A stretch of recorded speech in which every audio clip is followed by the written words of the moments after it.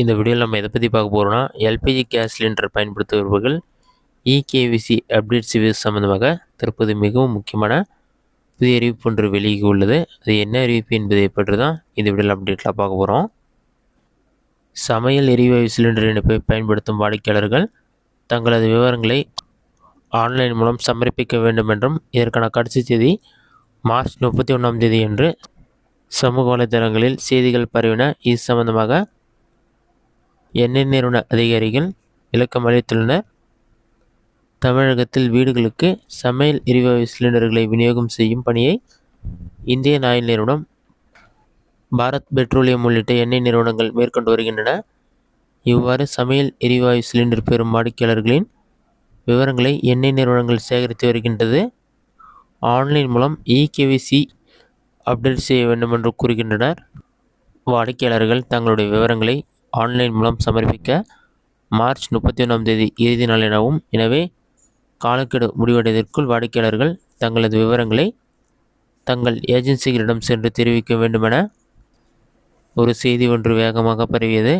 இந்நிலையில் இது சம்பந்தமாக எண்ணெய் நிறுவன அதிகாரிகள் கூறும்போது, தமிழகம் முழுவதும் 2 கோடி சமையல் எரிவாயு சிலிண்டர் பயன்படுத்தும் வாடிக்கையாளர்கள் உள்ளனர்.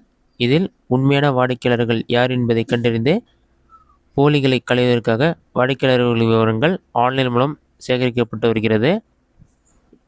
இதன்படி வாடிக்கையாளர்கள் தங்களுடைய கேஸ் ஏஜென்சிக்கு சென்று ஆதார் கார்டு மற்றும் பயோமெட்ரிக் விவரங்களை சமர்ப்பிக்க வேண்டும். அவ்வாறு செய்யும்போது அவர்கள் பதிவு செய்துள்ள மொபைல் எண்ணுக்கு எஸ்எம்எஸ் வரும். இதன் மூலம் வாடிக்கையாளர்கள் தங்கள் விவரங்களை பதிவு செய்து கொள்ளலாம்.